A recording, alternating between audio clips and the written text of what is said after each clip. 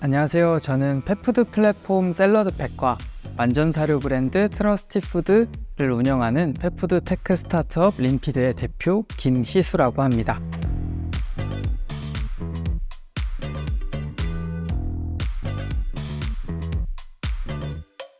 중학교 때부터 장래 희망이 수의사였는데요.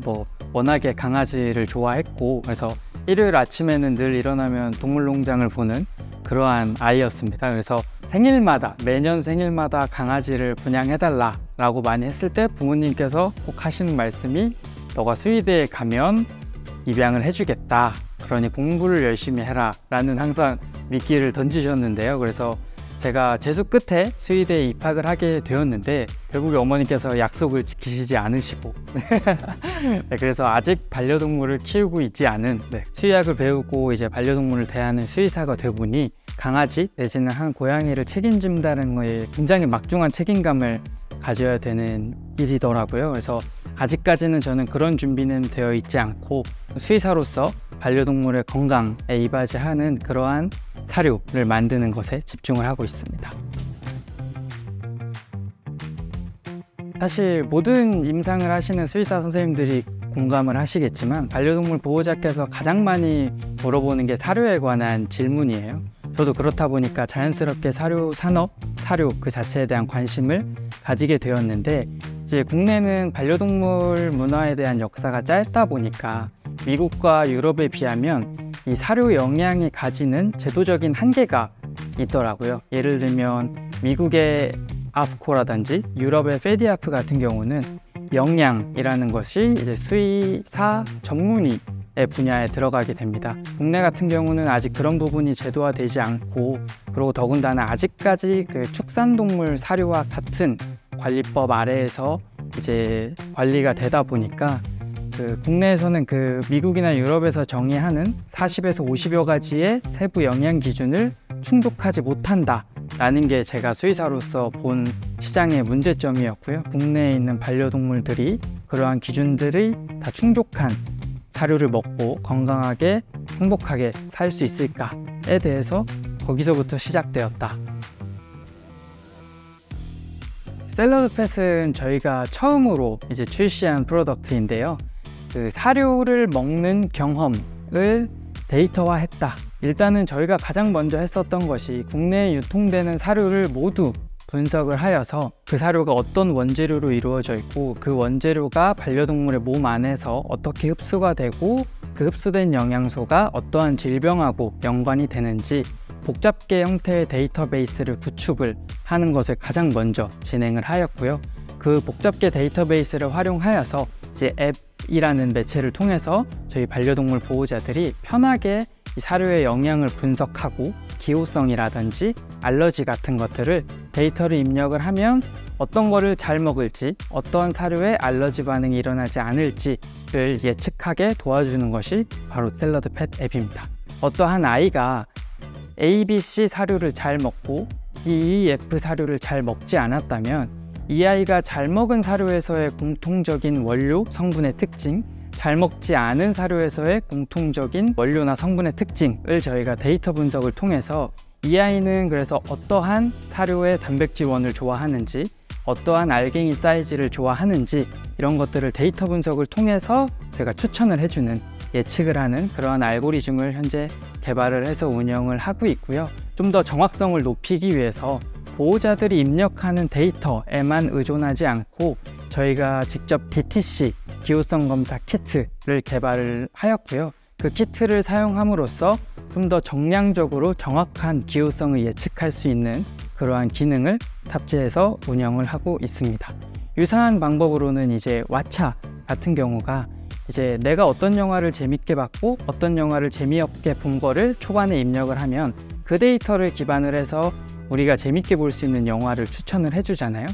그러한 것의 이제 사료 버전이라고 생각을 해주시면 가장 쉽게 이해하실 수 있을 것 같습니다. 저희가 영양 그리고 건강 이러한 수의학의 관점에서 시작을 했다 보니까 저희도 어떻게 하면 반려동물이 그러한 영양 기준을 충족하는 수의학적으로 완성도가 높은 사료를 먹을 수 있을까에 초반에 굉장히 많은 집중을 했었는데요. 근데 보호자들과 이야기를 하면 할수록 느끼는 거는 보호자들이 고민을 하는 부분, 직접적으로 사료를 고르고 먹이는 데에 영향을 미치는 가장 큰 요소는 기호성이더라고요. 아무리 영양이 우수한 사료일지라도 우리 아이가 안 먹어버리면 아무런 의미가 없어지는 게 이제 제가 많은 보호자들을 만나고 사료 산업에서 종사할수록 느끼는 부분이었고요. 그래서 영양이라는 부분은 결국에 제도 내지는 산업, 그리고 거기 산업에 속해 있는 기업들이 의무적으로 맞춰야 되는 부분으로 저희는 현재 정의를 내리고 있고, 보호자들 사이에서는 기호성 그리고 또 하나 알러지에 대한 부분에서 이 사료의 선택의 기준이 된다라는 것을 좀 알아가고 있는 단계고, 그런 부분이 제가 사료에서 이 업계에 종사를 하면서 학습하고 있는 재밌는 점이라고 생각합니다. 국내 사료의 트렌드가 글로벌 트렌드에 비해서 한 5년 정도는 뒤처져 있다고 생각을 해요. 그러한 부분을 저희가 가장 빠르게 이러한 학술적으로도 이러한 산업적으로도 빠르게 캐치를 해서 국내에서 반려동물을 키우는 보호자들도 이러한 트렌드, 글로벌 트렌드에 맞춰서 사료를 선택할 수 있게 저희가 직접 사료를 개발해야겠다. 그리고 이것이 진짜 보호자들의 문제를 해결해 줄 수 있겠다라는 포인트에서 저희가 직접 사료를 개발하고 런칭을 하게 되었습니다. 글로벌 시장을 보게 되면 아무리 큰 사료 제조 업체들도 이 44가지의 미네랄과 비타민을 모두 취급을 하고 포뮬라를 맞추기는 쉽지 않습니다. 그래서 글로벌 기업들도 이러한 부분은 아웃소싱을 해주고 있는데요. 저희 회사 같은 경우는 저희가 트러스티푸드 자체 브랜드를 개발을 할 때 이러한 비타민과 미네랄을 맞출 수 있는 국내 제조업체가 단 한 군데도 없어서 저희가 자체적으로 글로벌 비타민 미네랄 원료사들과 계약을 하고 구리에 프리믹스 공장을 작게 일단은 저희가 만들어서 저희 브랜드를 위한 프리믹스를 현재 개발을 하고 있고요. 그리고 프리미엄 화식 브랜드 3곳과 현재 자문 그리고 그 원료 계약을 맺어서 현재 공급을 하고 있습니다. 국내 펫푸드 산업이 발전하기 위해서는 국내 사료 제조업체들이 의지만 있다면 프리믹스를 컨설팅을 받고 공급을 받을 수 있는 그러한 인프라를 저희가 세팅을 해서 B2B 사업 쪽으로도 이제 확장할 계획을 가지고 있습니다. 저희가 내년 1월에 이제 미국 라스베가스에서 열리는 CES에 참석을 하는데요. 그거를 기점으로 이제 글로벌로도 저희의 이런 차별점인 데이터 그리고 키트 이런 플랫폼을 통해서 펫푸드 시장에 본격적으로 진출을 할 계획을 가지고 있습니다. 저희 같은 경우는 그 화학적인 인공 향미제라는 것을 넣지 않고 천연적인 향미제, 효소성의 향미제를 넣기 때문에 사람에게 있어서도 그렇게 역한 향이라든지 맛은 아니어서 사람이 충분히 먹을 수 있고 저희도 꼭 한 번씩은 먹어보는 과정을 거칩니다.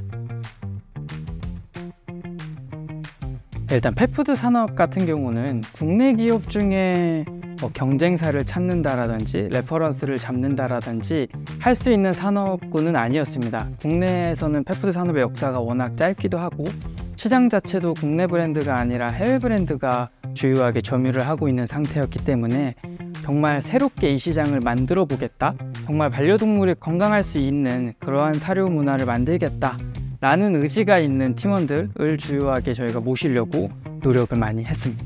저희 공동 창업자들하고 내지는 팀원들하고 늦게까지 같이 일하고 또 심야 영화 보고 2시간가량의 영화 시간 동안은 완전하게 이제 현실에서 좀 분리가 돼서 스토리에 집중을 하면서 조금 힐링이 되는 것 같더라고요. 그래서 그렇게 잠깐 현실에서 벗어나고 이제 그 이후에 또 밤 공기 맡으면서 팀원들하고 산책하는 그러면서 저는 스트레스 관리를 하고 있습니다. 미국이나 유럽 등의 글로벌 시장을 보면 펫 푸드가 아니라 펫 시장 전체를 봤을 때 마즈나 네슬레나 이러한 펫 푸드를 중심으로 했었던 기업들이 이제 스케일업을 하면서 원격 진료라든지 동물병원의 MSO라든지 펫 보험이라든지 이런 식으로 확장을 하고 그 산업 자체가 콘솔리데이션 현상으로 이미 넘어가는 단계라고 저희는 보고 있습니다. 근데 아직까지 국내 펫 산업의 모습을 보게 되면 버티컬 이커머스 위주로 이제 시장이 형성이 되고, 그리고 또 버티컬 이커머스 같은 경우는 어쩔 수 없이 초반에는 어마어마한 적자를 또 볼 수밖에 없는 사업 형태라고 생각을 하는데요. 결국에는 펫 시장에서 가장 큰 시장을 차지하는 펫푸드 시장을 중심으로 지금은 굉장히 파편화되어 있는 펫 시장이지만 결국에는 주요한 플레이어 두세 개 정도가 남지 않을까. 펫푸드를 다루고 있는 스타트업으로서 그 중심이 되는 그러한 기업이 되고 싶다라는 말씀을 드리고 싶습니다.